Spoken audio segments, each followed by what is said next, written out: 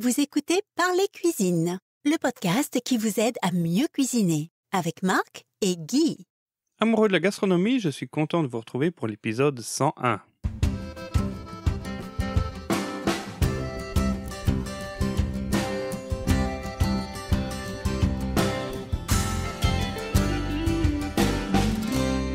Madame, mademoiselle, monsieur, bonjour, c'est Marc. Je vous retrouve pour un nouvel épisode en compagnie de Guy. Bonjour Guy. Bonjour Marc et bonjour à tous et à toutes. Alors aujourd'hui, on voulait partager quelque chose avec vous. Guy spécialement, voulait partager quelque chose avec vous. Cet été, il est revenu avec une recette. Il m'a dit, il faut absolument qu'on en parle. J'en ai parlé à tout le monde. Donc, on va parler de quelque chose qu'il a... C'est une recette de toi ? Ce n'est pas une recette de moi justement. Ah. Alors pour expliquer un petit peu, c'est une recette que l'on trouve, je dirais presque partout sur le net, mais ici je l'ai un petit peu codifiée, je l'ai réécrite, je l'ai surtout quantifiée de manière précise. J'ai eu la chance d'aller rendre visite à une amie très chère en Suisse pendant des vacances au mois d'août, et elle m'avait dit, écoute Guy, je te ferai ma fondue au fromage rien que pour toi. Et effectivement, elle n'en a pas mangé, elle l'a fait uniquement pour moi, donc j'ai eu cette chance d'avoir une amie suisse. Une amie helvète qui m'a cuisiné une fondue au fromage dont je me pourlèche encore les babines. Alors, je ne suis pas au départ un grand amateur de fondue parce que je préfère, moi, la raclette. Oui. Et puis, je me suis dit, la raclette, évidemment, j'en fais très, très régulièrement pour moi avec d'autres fromages que des fromages suisses typiques ou des fromages à raclette, puisque je fais de la raclette avec des fromages de type fromage à pâte molle, croûte fleurie ou surtout croûte lavée, parce que j'adore. Il y a des fromages d'abbaye, comme en Belgique, on trouve pas mal de fromages d'abbaye, donc j'aime bien faire de la raclette avec ça. Par contre, la fondue, là, je l'ai mangée vraiment de manière la plus authentique possible et exécutée par quelqu'un, je dirais, du cru, si je peux employer le terme. Donc, c'est la fondue de Myrtha que je vais vous donner. Donc, alors, c'est une recette fondue suisse et contrairement à d'autres caractéristiques suisses, cette recette n'est pas neutre. Elle n'est pas neutre, non. Elle n'est pas neutre parce que tout simplement, elle est bonne déjà au départ, Et elle fait partie de la catégorie des fondues dites moitié-moitié parce qu'il y a en fait l'emploi de deux fromages. Alors vous avez, j'en parlerai éventuellement, d'autres fondues où on n'emploie qu'un seul fromage. Ici, il y en a deux. Et alors les fromages à fondue sont généralement des fromages à pâte dure cuite, donc des fromages de type gruyère. Comme le comté aussi. Comme le comté, le comté qui est un fromage, disons, de type un petit peu gruyère, mais français. On peut évidemment réaliser des fondus avec des fromages français, des fromages américains, tout ce que vous voulez, à condition, disons, de respecter le fait que ça doit être des fromages qui sont des fromages à pâte dure ou éventuellement à pâte demi-dure, non cuite, mais qui soient suffisamment affinés. Et alors, il ne faut pas prendre, par contre, des fromages à pâte dure, sec, tel le parmesan. Ça ne marchera pas. Ou le Gouda. Le parmesan est beaucoup trop sec, beaucoup trop cassant. Il ne va pas fondre, tout simplement. Donc, il faut un fromage qui soit de consistance moyenne. Et généralement, dans les fondues dites moitié-moitié, on emploie la froide du gruyère et du vacherin fribourgeois. Donc, je vous donne les proportions ici pour 4 couverts. Donc, pour la fondue qui se prépare dans un caclon, les caclons, on va en parler en 2 minutes. Vous avez des caclons, je dirais que vous devez mettre sur une source de chaleur indépendante et puis vous amenez à table sur quelque chose qui va les garder au chaud. Et vous avez également les caclons électriques où vous préparez la fondue entièrement dès le départ dans le caclon. Bon, il y a des caclons en inox, il y a des caclons en métal émaillé, oui. Il y a des caclons en porcelaine, il y a des caclons en terre à feu. Bon, ici, je pense, si je vais souvenir son mot, que c'était un caclon émaillé. Mais enfin, là, vraiment, il y a... Bon, c'est quoi le meilleur caclon? Le meilleur caclon, moi, je dirais que c'est le traditionnel en métal émaillé. Pourquoi? Parce qu'il est suffisamment épais, souvent, quand c'est de la fonte. Oui. Et alors, il va garder la chaleur bien plus longtemps. Et il va diffuser mieux la chaleur également qu'un caclon, je dirais, en inox tout fin, où parfois le brûleur risque de créer des zones très, très chaudes à certains endroits. Mais par contre, c'est beaucoup plus pratique d'avoir un caclon, je dirais, électrique au milieu de la table, parce que là, vous le réglez à la puissance que vous voulez, et ça garde bien chaud pendant tout le repas. Donc, pour le caclon, qu'est-ce qu'il vous faut? Pour 4 couverts, il faut 400 grammes de gruyère d'une part, et 400 grammes de vacherin fribourgeois. Donc, avec la remarque que ici, c'est une fondue moitié-moitié, donc il y a 2 fromages différents, et que vous pouvez remplacer ce fromage, ou un de ces 2 fromages par un autre, De 0 à 8 gousses d'ail selon le goût et la taille. Alors, ça peut paraître une fourchette un petit peu grande. Il y a des gens qui n'aiment pas du tout l'ail, n'en mettent pas du tout. Les gousses d'ail, évidemment, si on aime bien, on peut mettre le maximum. Et surtout que les gousses d'ail n'ont pas toujours la même taille. Vous avez parfois de très très grosses gousses d'ail et parfois de très très petites. Donc forcément, 2 petites gousses d'ail valent la peine une seule, un peu plus grosse. Et on considère qu'on peut mettre l'équivalent d'une gousse d'ail par personne à peu près. Donc de 0 à 8. 8, c'est si ce sont des toutes petites gousses d'ail. Ou si vraiment vous aimez l'ail, mais alors là, vous risquez une chose, c'est de pervertir un petit peu le goût. Et c'est pas le but. Donc la fourchette, voilà ce qu'elle veut dire. Pas du tout, ou bien éventuellement 4 gousses d'ail de taille standard si on aime l'ail, ou 8 toutes petites si elles sont vraiment très petites. 3 décilitres de vin blanc sec. Alors traditionnellement, on met un vin blanc suisse, bien entendu. Alors dans les 2 grandes régions qui produisent du vin, vous avez le Valais et vous avez le Vaud, qui est la région qui entoure le lac Léman. Vous pouvez bien sûr prendre un autre vin blanc, un vin blanc de Savoie par exemple.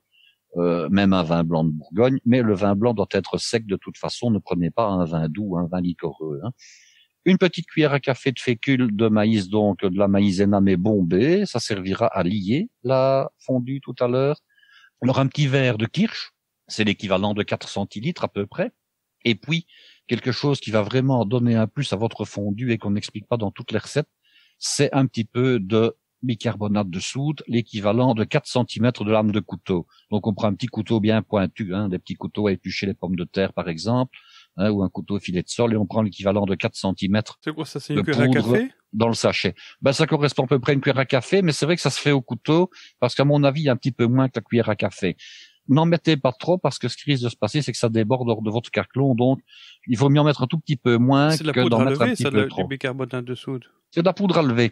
Et alors, j'en parle tout de suite. Le fait de mettre à un moment donné le bicarbonate de soude fait que vous allez avoir une fondue qui va être extrêmement légère, qui va être extrêmement digeste d'autre part, et qui va être légère pas seulement au niveau du goût, mais également au niveau de la consistance.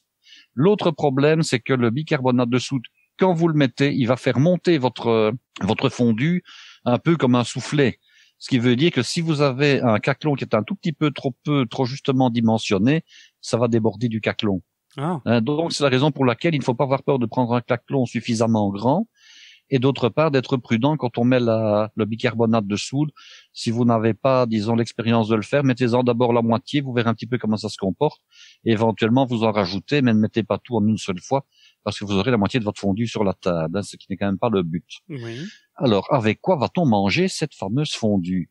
Alors, elle m'a demandé, Myrtha, mais tu préfères la fondue au pain ou aux pommes de terre? Alors, je dis, choisi chez moi les pommes de terre. Ça doit être bien bourratif, Ah oui, mais c'est bien. Alors, des pommes de terre, tout simplement, des pommes de terre cuites à la vapeur, il vous en faut pour 4 personnes de 16 à 20 pommes de terre moyennes, pas des énormes, évidemment, ce qui veut dire l'équivalent de 4 pommes de terre par personne. Tu veux dire que tu remplaces tes pommes de terre par du pain? Donc tu trempes les pommes de terre dans le pain par des pommes de terre, exactement. Non, pardon, oui. Et alors, ça se pratiquera de la même manière. C'est-à-dire que quand je dis de la même manière, vous n'allez pas tremper des pommes de terre dans la fondue avec une fourchette, parce que ça risque de se casser. Bah oui. Qu'est-ce qu'on fait? On prend les pommes de terre, bien sûr, qui sont égouttées, qui sont gardées au chaud dans une casserole sous couvercle. On les prend, on les pèle, on les coupe en 4, on les met sur son assiette, et puis après, on prend une petite louche et on met de la fondue dessus, tout simplement. Mais c'est très bon, Moi, je l'ai fait avec les pommes de terre, je trouve ça génial. J'avais déjà été en Suisse, chez des amis communs, dans le Valais, et là, il y a la fondue à la tomate, que je pourrais vous donner un jour en recette. Et la fondue à la tomate, elle se mange avec des pommes de terre, elle ne se mange pas avec du pain, elle se mange avec des pommes de terre. Alors, si vous ne prenez pas des pommes de terre, vous prenez à ce moment-là du pain légèrement rassis. Alors, bien entendu, pas du pain industriel coupé en fines tranches. Il faut prendre du pain de campagne que vous coupez en gros morceaux quand c'est possible, ou éventuellement de la baguette, parce que si c'est du pain en tranches, il ne va pas être suffisamment solide que pour le tremper dans la fondue en ébullition. Vous allez à coup sûr laisser votre morceau de pain dans la fondue et puis vous aurez un gage. Donc, prudence au niveau du pain, des morceaux, mais pas des tranches coupées en petits morceaux. Alors, j'ai quand même quelques remarques à vous faire concernant la fondue avant de vous donner la recette, parce que la recette est extrêmement simple, extrêmement rapide. Donc, la pomme de terre, je viens d'en parler, évidemment, on coupe en morceaux, on met une petite louche de fondue et on poivre parce que la fondue se mange un petit peu relevée. On évitera le sel, pourquoi? Parce que le sel est déjà présent largement, disons, dans le fromage. Oui, le fromage est déjà salé, un petit peu salé, donc on évite de ressaler.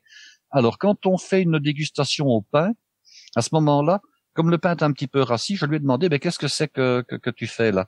Elle m'a mis un tout petit caclon avec du kirsch à côté de mon couvert. Et elle me dit, quand on mange au pain, parce que j'ai quand même testé avec un petit peu de pain aussi pour voir ce que c'était, on trempe d'abord le pain dans le kirsch. Ah. Et puis on met simplement, on le pique au bout de sa fourchette et puis on le trempe dans la fondue. Et quand on pratique de cette manière-là, à ce moment-là, il ne sera pas nécessaire de mettre le kirsch directement dans la fondue puisqu'il apparaîtra au niveau du pain. Ok. Alors quand on dit du kirsch, attention, ne pas se tromper. Hein. Il faut que ton pain soit bien dur quand même parce qu'il va être. Il faut que le pain soit relativement rassis, exactement. Oui. Mais quand on dit du kirsch, ne nous trompons pas, c'est un alcool blanc et sec, c'est un alcool blanc de cerise. Alors on le trouve évidemment en Suisse, ça c'est évident dans cette région du Valais ou bien du Vaud. On le trouve en Allemagne, on le trouve en Alsace, on le trouve au Luxembourg. Ne pas le confondre avec ce qu'on appelle du sherry brandy, qui est une liqueur de cerise et qui est rouge. Hein. Oui. Donc le kirsch, c'est un alcool sec et blanc. Si on n'a pas de kirsch, on peut prendre autre chose. On peut prendre de l'alcool de prune, de l'alcool de prunelle, éventuellement un alcool, je dirais, d'abricot. Pourquoi pas du péquet? Mais on ne met pas une liqueur quelconque, on ne met pas du Grand Marnier. Enfin bon, je dépasse avec du Grand Marnier. Oui. Enfin, ce n'est pas une liqueur. Hein. Ou de la vodka? La vodka, pourquoi pas, mais la vodka, si elle n'est pas parfumée, elle n'a pas beaucoup de goût. Et si elle n'a pas des macérations de plantes, la vodka, oui. C'est vraiment que de l'alcool à brûler avec de l'eau. Hein. Oui. Alors, d'autre part, il faut avoir des assiettes bien chaudes, parce que si on a des assiettes froides, la fondue refroidit très rapidement, et à ce moment-là, elle devient indigeste. Hein. Mais comment tu fais pour garder tes assiettes chaudes? Comment on fait pour les garder chaudes? Bon, d'abord qu'elles soient bien chaudes au départ, et puis on peut très bien les transformer, enfin les reprendre, hein, c'est-à-dire reprendre un service d'assiette à moitié du repas qui a été mis à chauffer au four à 80-90 degrés, et on change les assiettes. À ce moment-là, les assiettes sont toujours chaudes. Ok, mais t'as pas des conseils? Évidemment, les garder. Alors il y a des plaques spéciales que l'on peut mettre. On achète des assiettes qui sont prévues comme ça. Hein. Ce sont des assiettes dont le revers, la base de l'assiette est muni d'une plaque spéciale en métal bien souvent, qui fait que ça garde la chaleur très longtemps. Mais c'est un peu gadget. Hein. Ça existe, mais c'est un peu gadget. Oui.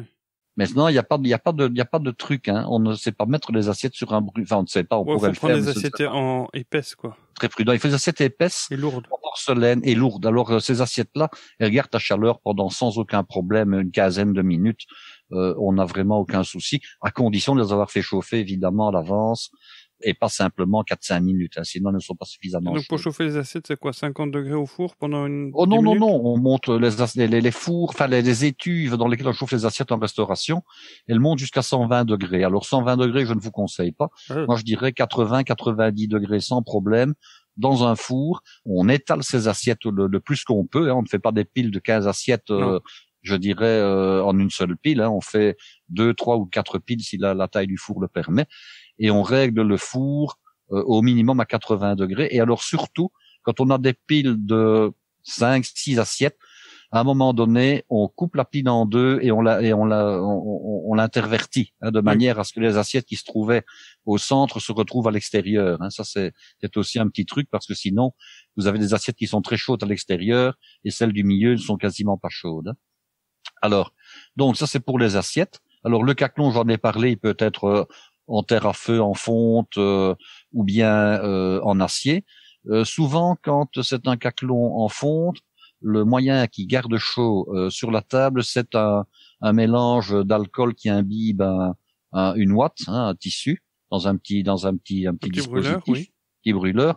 Soit ce sont des gels, hein, c'est beaucoup plus, je dirais, beaucoup plus intéressant. Pourquoi? Parce que les gels, en cas de mouvement de la table, ne risquent pas de renverser de l'alcool liquide sur la table. Oui. Donc ce sont des gels auxquels on peut mettre le feu. C'est plus difficile à régler. Mais par contre, on ne sait pas bien régler, effectivement. Oui. Donc il y a plusieurs possibilités. Bon, moi je préconise quand même pour garder au chaud, quitte à faire un transvasement, c'est le réchaud électrique ou bien c'est l'appareil électrique, parce qu'on vend également des réchauds électriques sur lesquels on peut poser quasiment n'importe quel récipient, des réchauds de table. C'est quand même pratique, même si on a réalisé la fondue sur un autre support chauffant, hein, sur un gaz par exemple, on peut on peut poser ce récipient sur un réchaud électrique. C'est quand même le plus facile et le plus sécurisé. Alors la quantité maintenant, bon, 200 grammes par personne, c'est la quantité usuelle. Hein, mais 200 grammes de fromage, tu veux dire? 200 grammes de fromage, voilà. Mais quand on a une table, je dirais majoritairement masculine, comme je l'indique dans le document, on peut monter à 250 voire à 300 grammes. Parce que tous les appétits ne sont pas les mêmes. 200 grammes, c'est le minimum, hein, et c'est, disons, le minimum pour une table où il y a à peu près autant de dames que de messieurs. Donc l'un dans l'autre, madame va peut-être en manger que 175 grammes, et puis un monsieur un petit peu fort va en manger 225, 230 grammes, donc ça va aller. Mais s'il n'y a que des hommes ou qu'il n'y a que des gros appétits, là on peut monter directement à 250 grammes. Surtout que c'est l'hiver et qu'il fait bien Et froid, surtout les gens si c'est ont l'hiver, faim. voilà. Et puis ça dépend, hein. Est-ce que vous avez pris un autre plat en entrée? Est-ce que vous n'en avez pas pris? Est-ce que c'est un plat qui est seul? Est-ce Vous avez pris que un apéritif. Est-ce que vous avez oui, bien voilà, picolé avant est-ce que vous avez mangé plein de choses avec l'apéritif ou pas? Donc, ça il n'y a cale pas aussi, de problème, vous pouvez monter à 250 grammes, voire même plus si c'est votre appétit. Alors, donc, les fromages peuvent être, bien sûr, changés. Alors, j'ai même réalisé la recette de la fondue avec un fromage belge d'abbaye. C'était du Chimay, tout simplement. Ah oui. C'était un Chimay et c'était très bien. Donc, je suis allé au magasin, j'ai dit, voilà, est-ce que vous avez tel et tel fromage? Non, qu'on me dit, on n'a pas. Donc, j'ai dû me contenter de mettre du gruyère. Et puis, comme deuxième fromage, je n'avais pas le choix. Je l'ai refait avec un fromage d'abbaye, un peu affiné. Donc, il avait la même consistance qu'un fromage, disons, de type gruyère. Hein, et ça a très, très, très bien marché. Alors, on pourrait même travailler avec 3 fromages. À ce moment-là, on demande à son fromager. Bon, si vous allez chez un fromager dont c'est l'unique activité, il aura tous les fromages suisses que vous souhaitez. Si maintenant c'est dans une grande surface, parfois vous devrez, si vous n'êtes pas dans le coin, vous contenter de ce qu'il y a et de demander, voilà, écoutez, je voudrais bien trouver un autre fromage, qu'est-ce que vous me conseillez?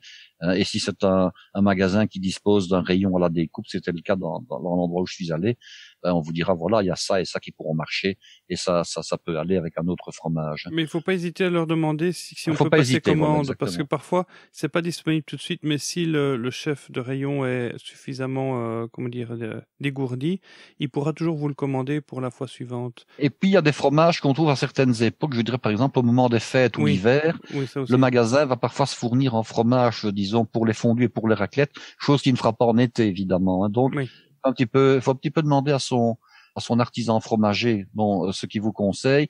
Et si vous êtes en grande surface, au chef de rayon, il n'y a pas de problème. Et quand il y a un rayon à la découpe, c'est quand même beaucoup plus facile que quand il y a que du à emporter, pardon. En Suisse, on trouve des fromages qui sont déjà conditionnés, qui sont déjà mélangés. Hein. Alors la mouture a de l'importance.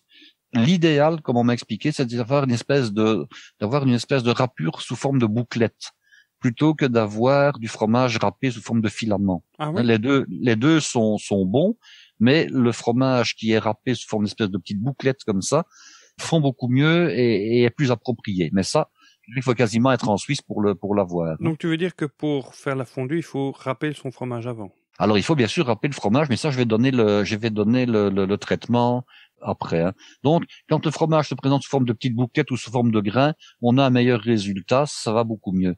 Et on peut l'ajouter en une fois. Tandis que lorsqu'on a du fromage sous forme de filament, hein, qui est la râpure traditionnelle, on ne peut pas l'ajouter en une seule fois dans le vin, parce qu'il faut moins vite, il faut l'ajouter en parsemant et il faut l'ajouter en plusieurs fois. Oui. Alors, j'ai parlé du bicarbonate, en vous disant attention que ça va faire à peu près tripler votre mélange. Donc, quand vous le mettez, soyez prudent et prévoyez au départ un cacton suffisamment grand.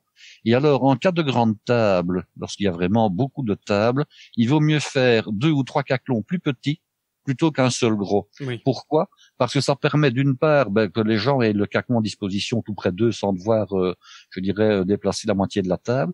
Et d'autre part, vous pouvez en refaire, parce que ça va très vite pour faire la fondue, vous pouvez en refaire pendant le repas aussi.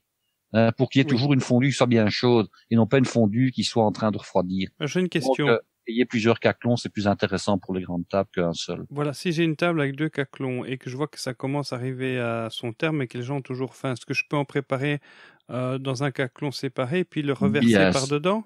Alors, ou il vaut mieux garder dans le même caclon dans lequel tu as fait fondre le fromage? Alors, tout ça dépend. Si vous avez 2 caclons à table et que vous avez éventuellement un 3e caclon, parce que quelquefois, on demande, quand on a une grande table, d'avoir le caclon de ses voisins, de ses amis, de ses parents à prêter.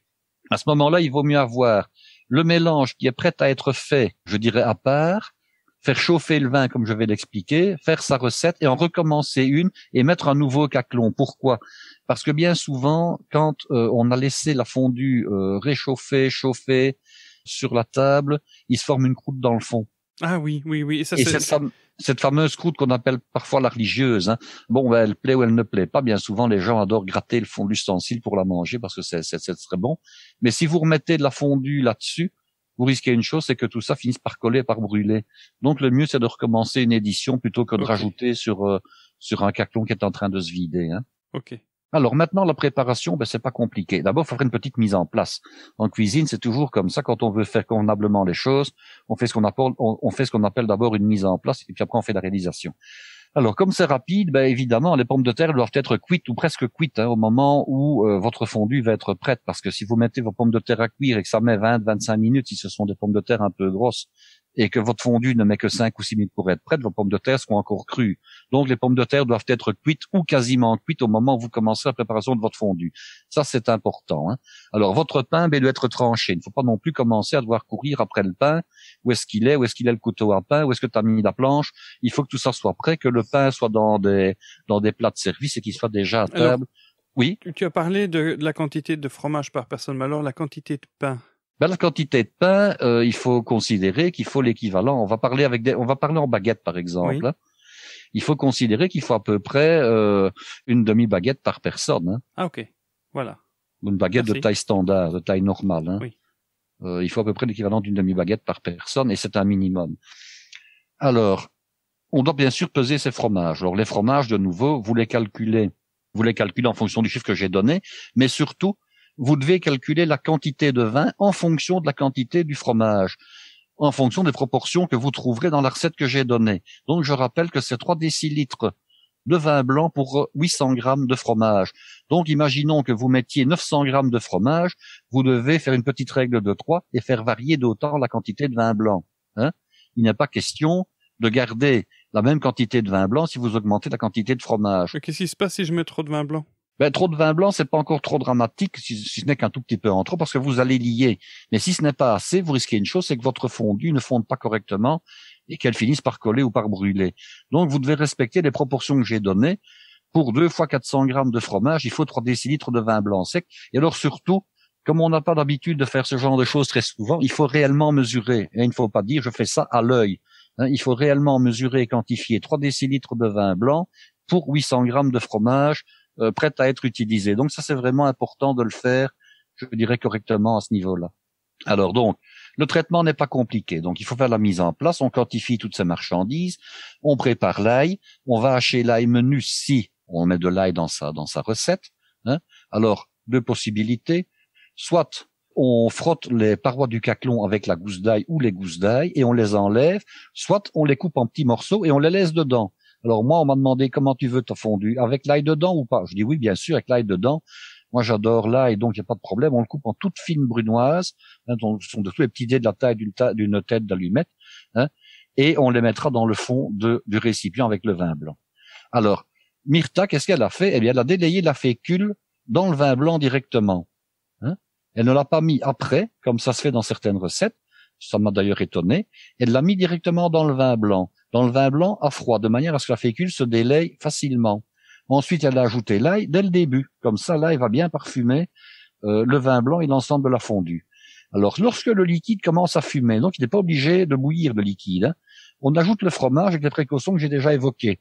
Si c'est du fromage qui est râpé en filaments, on le met progressivement en le saupoudrant de manière à ce qu'il fonde facilement.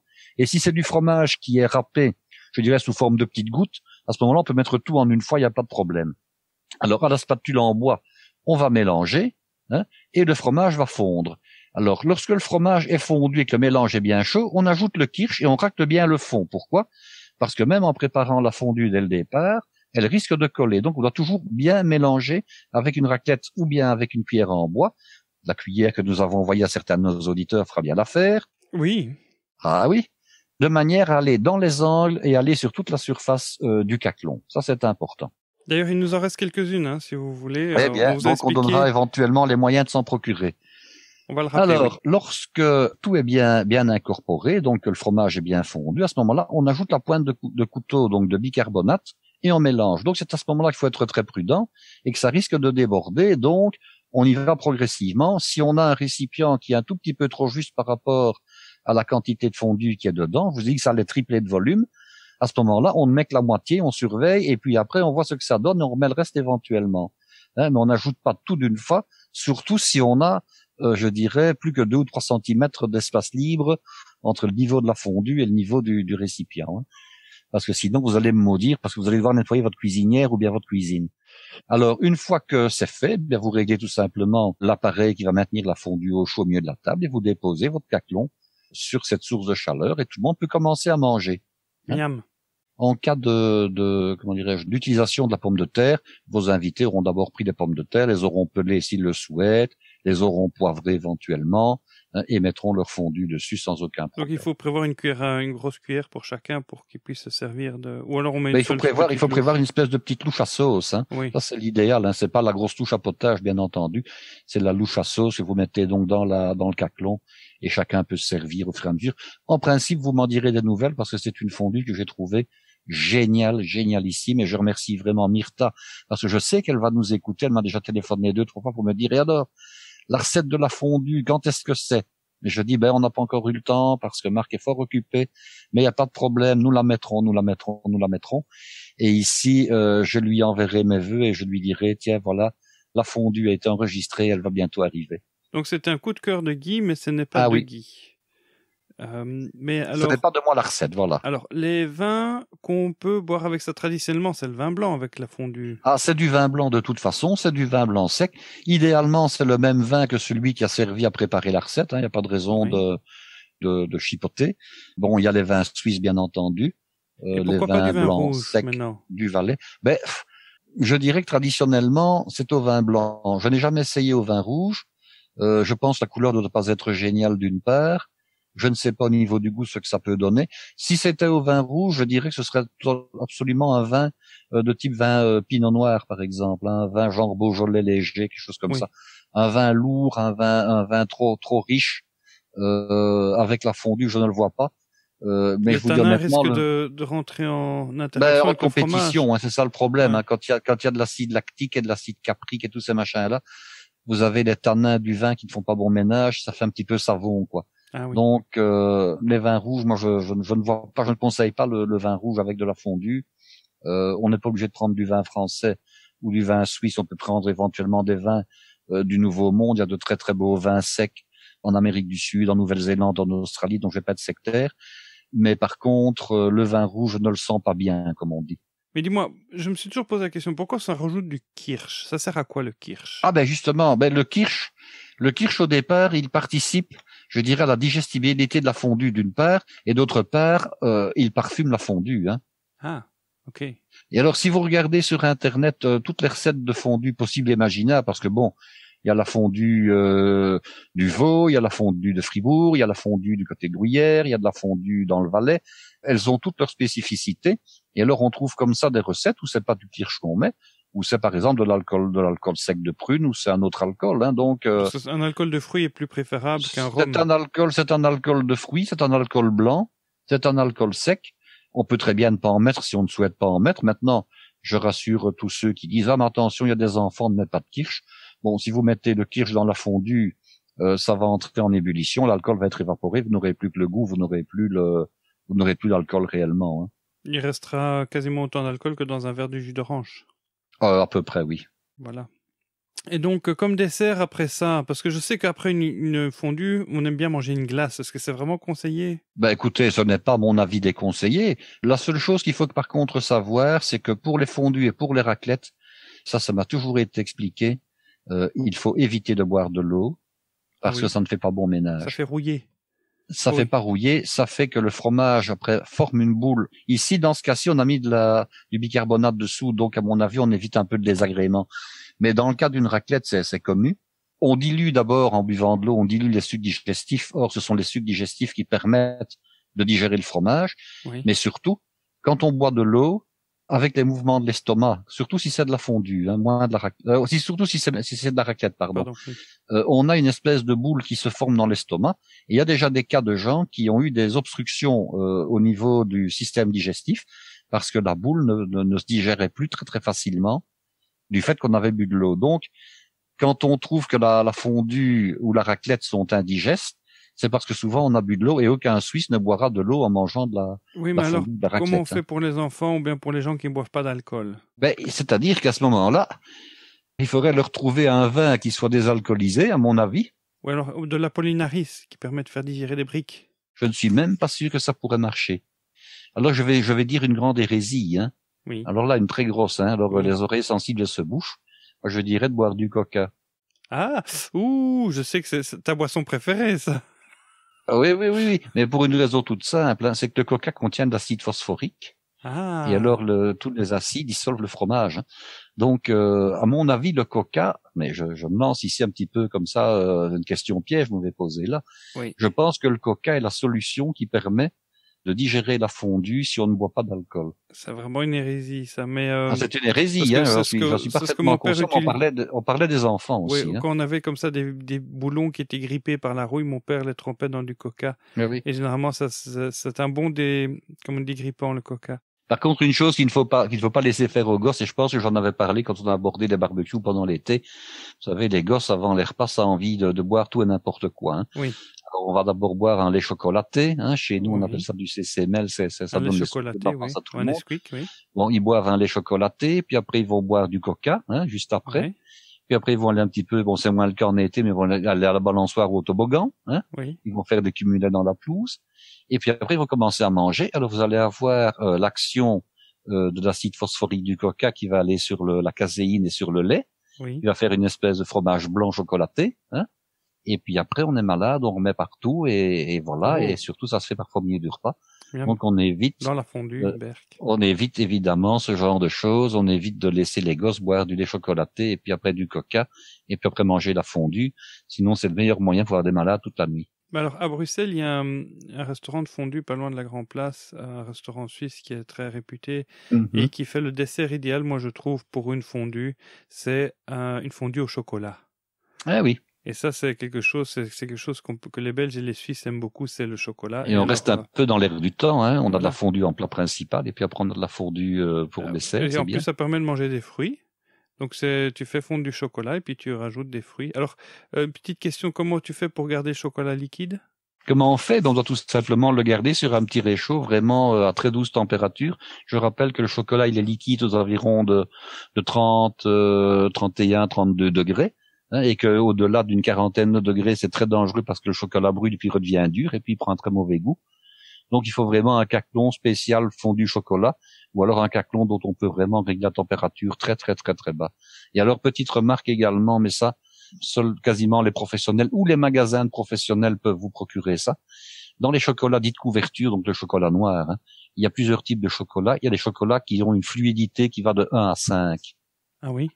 Alors, ça veut dire que pour faire une fondue au chocolat, si vous allez dans un magasin pour professionnel qui est généralement ouvert à tout un chacun, vous devez dire que c'est pour faire une fondue au chocolat qu'il vous faut un chocolat noir, mais extrêmement fluide, le plus fluide possible dans tous ceux qu'ils ont. Bah, écoute, j'ai chez moi une fontaine à chocolat.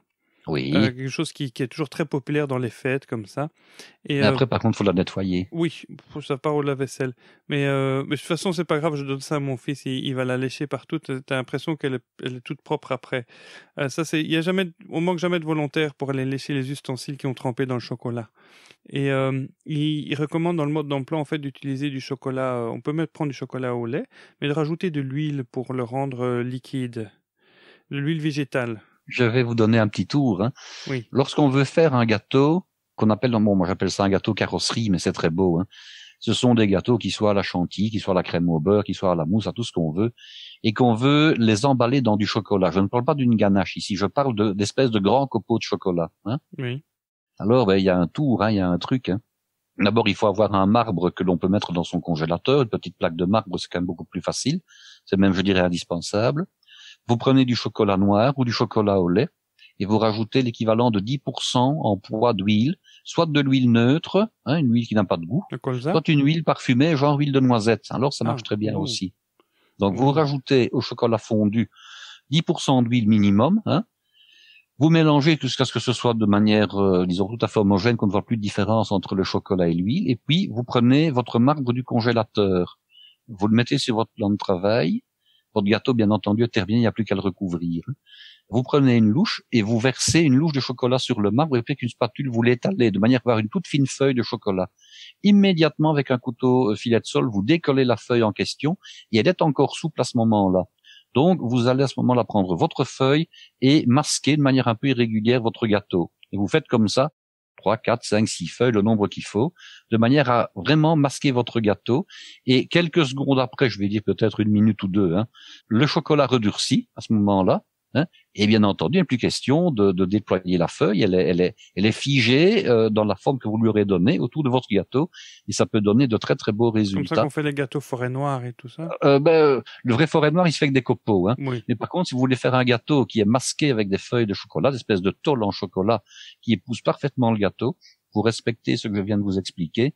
Et en plus, le fait de mettre, par exemple, une huile de noisette va donner un cachet particulier, ou de l'huile d'amande, va donner un goût particulier à votre chocolat. Et ça va bien sûr aller dans le bon sens de la dégustation. Mais pour ma fondue au chocolat, pour rendre mon eh bien, chocolat vous mettez plus 10%, vous mettez 10, 15, voire 20% d'huile d'huile, disons, neutre, ça peut être une huile. Moi, j'aime bien huile de l'amande pépin ou la très noisette. Oui, on n'est pas obligé de mettre 100% de cette huile-là, On peut très bien mettre 10% d'huile de noisette et mettre 10% d'huile neutre, par exemple. De l'huile de noix au chocolat. L'huile de noix, non, je conseille pas. Non? Parce que l'huile de noix est beaucoup trop forte en goût, alors il faut en mettre très très peu. Ok.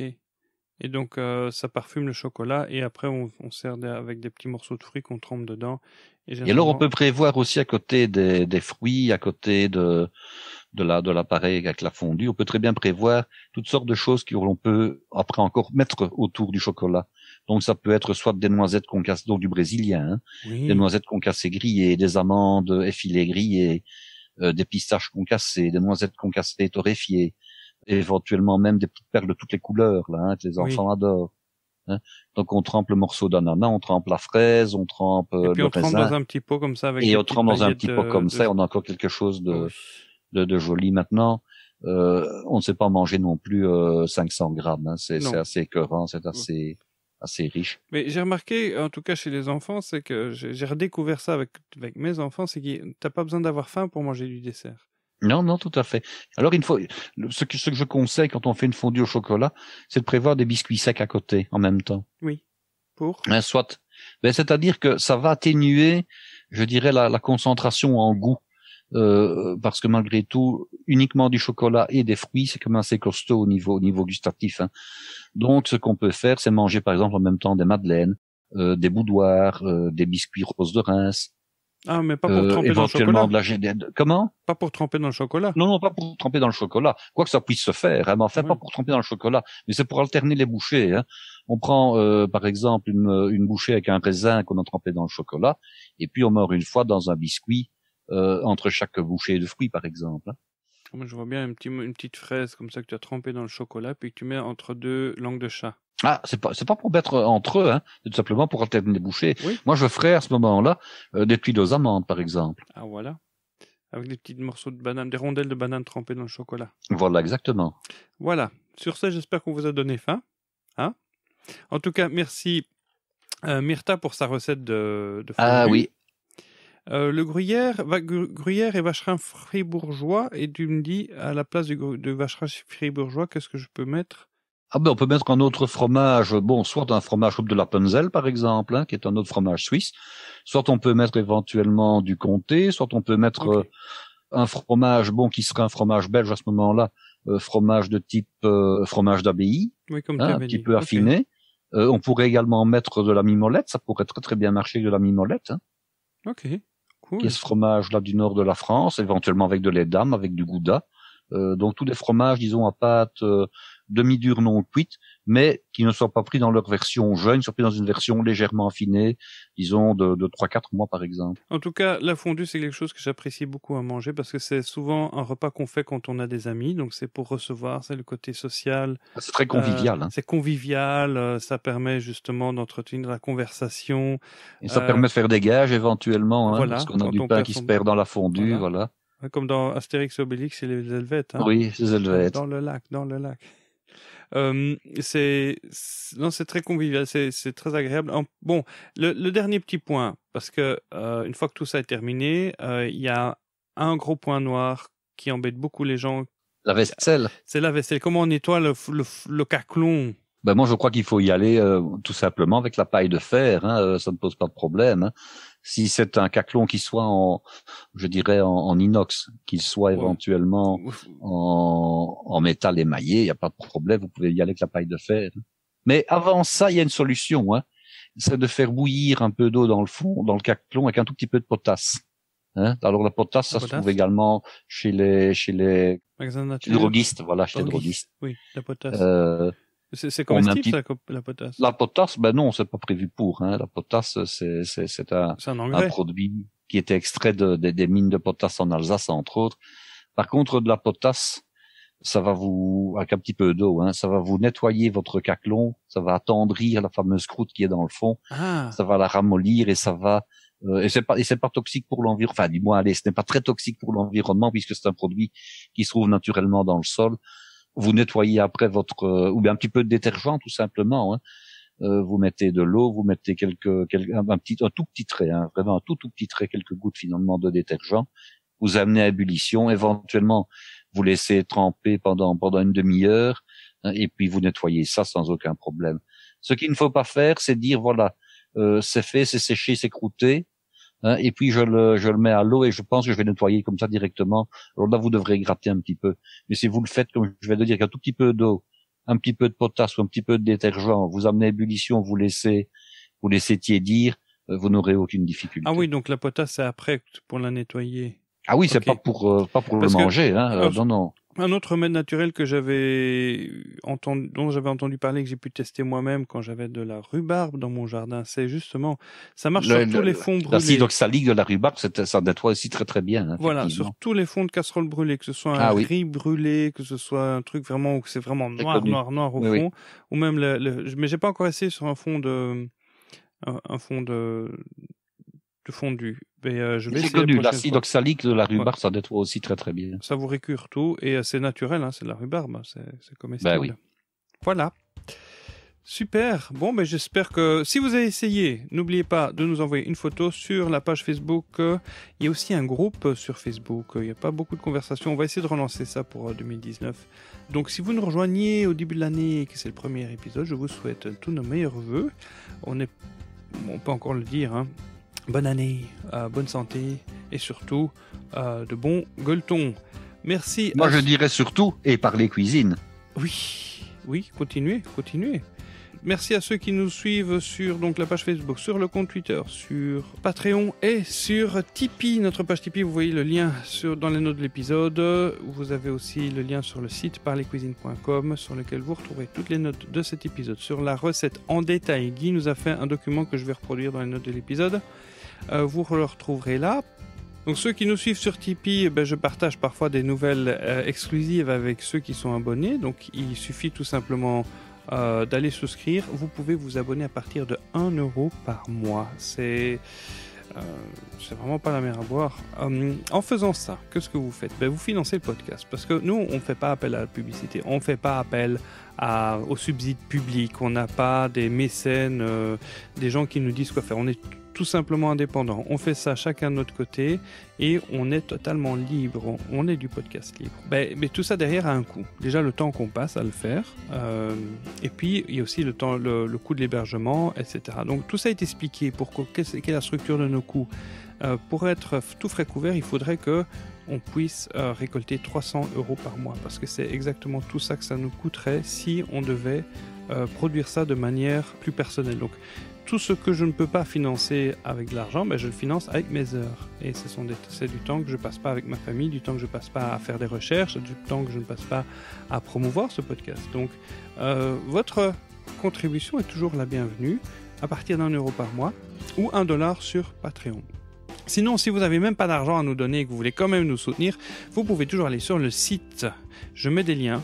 Où c'est expliqué clairement, abonnez-vous à des newsletters et chaque prestataire de ces newsletters, il y a vente privée. Je vous ai sélectionné comme ça quelques newsletters intéressantes, donc qui vous apportent quand même de la valeur. Si vous vous abonnez à celle-ci, on gagne, je crois, c'est l'équivalent d'1 € par nouvel abonnement. Donc si vous avez une adresse email dont vous ne vous servez pas ou que vous pouvez vous servir pour ça, ce sont des prestataires qui sont généralement très sérieux et restez abonné quelques mois. Si ça vous plaît pas, vous vous désabonnez, vous êtes totalement libre. Et en même temps, vous nous soutenez. Ça vous coûte pas un bal, ça vous prend juste 5 minutes de votre temps. Ce pourquoi je vous serai infiniment reconnaissant. Voilà, ce sera tout pour aujourd'hui. Bon appétit si vous êtes à table et on vous souhaite une bonne journée. À la prochaine fois. Merci, au revoir. Et à bientôt.